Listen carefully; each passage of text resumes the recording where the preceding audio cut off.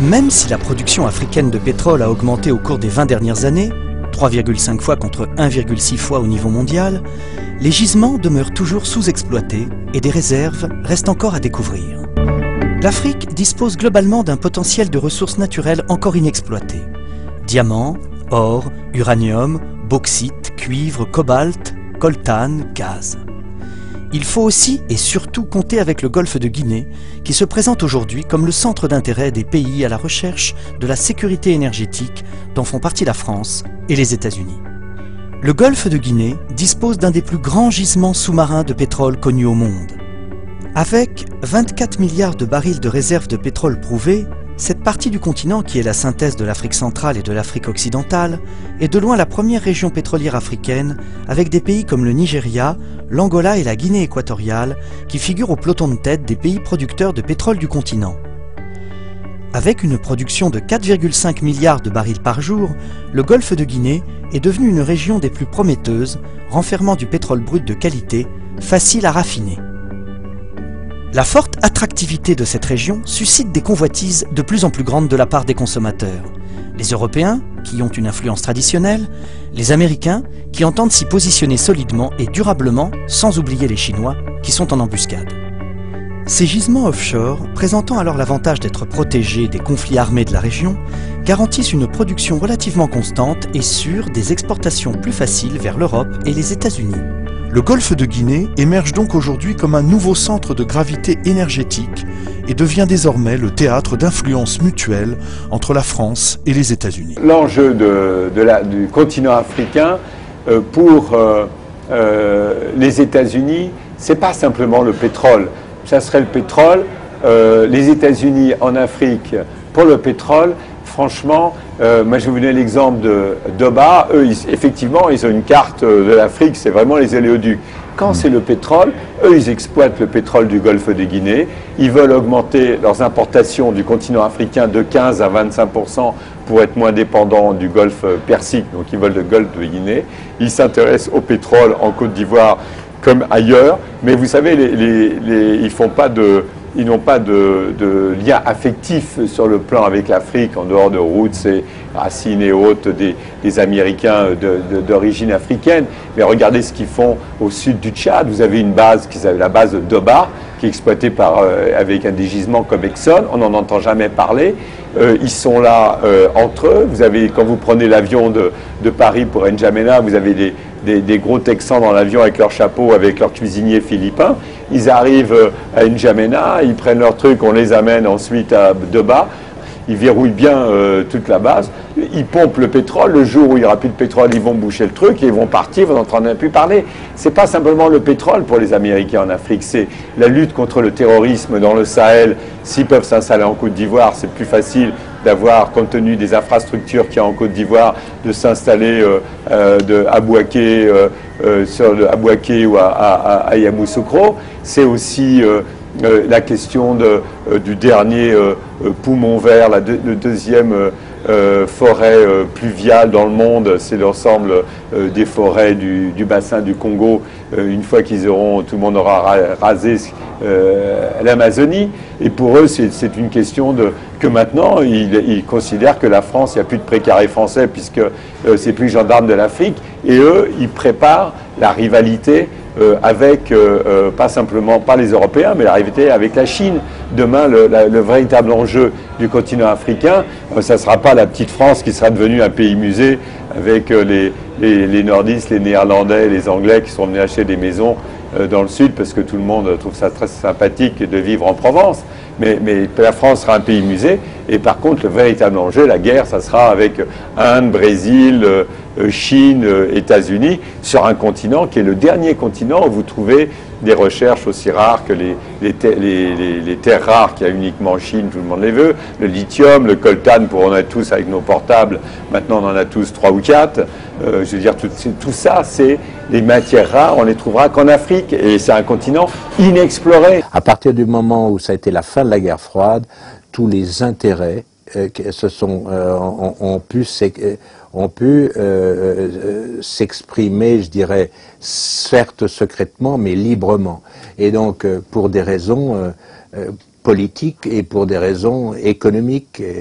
On a bien vu que les anciens partages qui dataient donc des périodes coloniales étaient considérés par d'autres puissances comme étant complètement dépassés. Et donc, notamment, les États-Unis ont estimé que le précaré, c'était fini. Et donc, ce que j'essaie de montrer, c'est des problèmes de rivalité très fortes entre les grandes puissances qui ne s'attaquaient pas pendant de nombreuses années après la Deuxième Guerre mondiale à cause de la menace soviétique. À partir du moment où il n'y a plus de menace soviétique, les anciens amis, et toujours amis, ont pu s'affronter secrètement en Afrique. La marine américaine, avec l'USS Nashville, navire de guerre de 17 000 tonnes et ses 420 membres à bord, déclare officiellement vouloir renforcer la sécurité dans la région affectée par la piraterie, le trafic de drogue et les attaques contre les installations pétrolières. Et le BPC Tonnerre de la marine française navigue dans la région. L'ambassadeur de France au Cameroun, Georges Serre, parlera d'une veille internationale contre un fléau qui gêne les activités normales de commerce et de production de richesses.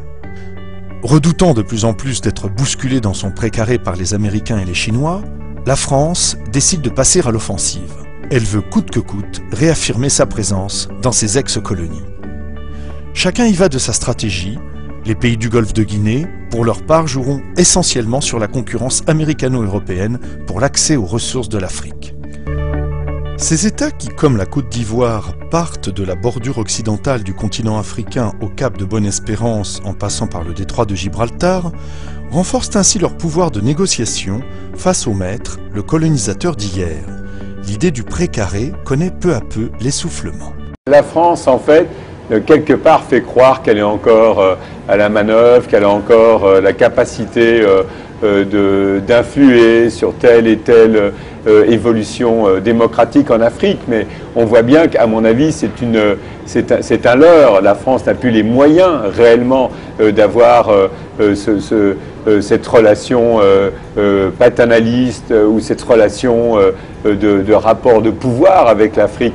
Je veux dire, l'Afrique se mondialise beaucoup plus vite que la France. Et on l'a vu, que ce soit la situation en Côte d'Ivoire ou la situation au Gabon ou ailleurs, très franchement, beaucoup d'Africains pensent que c'est la France qui décide de tout, mais c'est un leurre. Souvent, c'est plutôt inversé. À mon avis, par exemple, on l'a vu avec quelqu'un comme le président gabonais Omar Bongo. Dans la première période, c'est vrai qu'il a été installé par la France. Il ne n'y est pas, d'ailleurs, après il a pris la succession de Léon Mba. Mais en fait, dans la deuxième période, on a vu, à mon avis, on n'était plus du tout dans la France-Afrique, mais plutôt dans l'Afrique-France. Et c'était Omar Bongo qui, parfois, instrumentalisait, choisissait les ministres de la coopération, choisissait un tel. Et on a plutôt vu des personnalités françaises aux ordres de quelqu'un, d'Omar Bongo. C'était totalement inversé. Même chose en Côte d'Ivoire. Si la France était si puissante en Côte d'Ivoire, en 2002, on ne serait pas se trouvé dans cette situation complètement ubuesque de troupes françaises coupant le pays en deux et ne choisissant pas vraiment ni d'un côté ni de l'autre, restant un petit peu entre les deux, ne soutenant pas complètement Laurent Gbagbo contre les rebelles du Nord, mais en même temps coupant le pays en deux. La France aurait dû, à un moment donné, soit il considérait que Laurent Gbagbo était légitime, à ce moment-là, il donnait les moyens à Laurent Gbagbo de se défendre contre la rébellion, soit il n'intervenait pas, mais de rester au nom, soi-disant, pour pas que les Ivoiriens s'entretuent, venir en tant que force impartiale entre deux et à installer un état de fait. Et c'est la montre à quel point la France perd finalement son savoir-faire, sa connaissance qu'elle avait de la Côte d'Ivoire, qui était sa vitrine. Et on l'a vu au moment du coup d'État de 1999, quand le coup d'État contre Henri Konan-Bédier, mais on l'a vu à plusieurs reprises comment la France se trouve entre deux et ne veut pas vraiment choisir, mais c'est aussi très souvent des bisbilles ou des problèmes franco-français entre l'Élysée, le Quai d'Orsay ou un certain nombre de réseaux. Et en fait, il n'y a pas, après une période qu'on peut, on peut critiquer au niveau du fait, parce que la période de Jacques Foccart, on peut la critiquer dans le sens où finalement c'était quand même la priorité au patriotisme français et quelque part, comme c'était la guerre froide, un peu une négation de ce qu'était réellement l'Afrique. Mais en même temps, dans la période qui a suivi maintenant, on voit bien que c'est un peu cafouilleux, chaotique. On ne voit pas de vision. On n'a pas vu une France qui allait au-devant des nouvelles générations d'Africains, qui est restée un petit peu comme ça, comme un gros bateau, en même temps un petit peu dans une France-Afrique de réseau, sans définir une véritable nouvelle politique et qui n'a pas su gérer ses relations avec des nouvelles personnalités comme Laurent Gbagbo en Côte d'Ivoire, mais ça s'est vu aussi dans un certain nombre de pays, n'a pas su et rester en même temps scotché à un certain nombre de dirigeants africains de l'ancienne période qu'elle avait coopté dans la première période et n'a pas su non plus laisser parfois la démocratie se faire en se retirant complètement, en laissant croire qu'elle avait encore à la manœuvre